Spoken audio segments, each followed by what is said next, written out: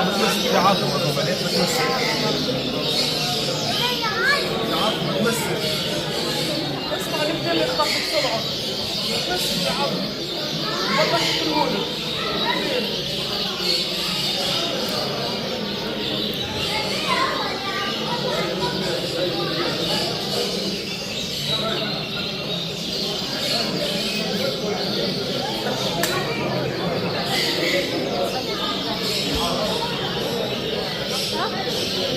مريم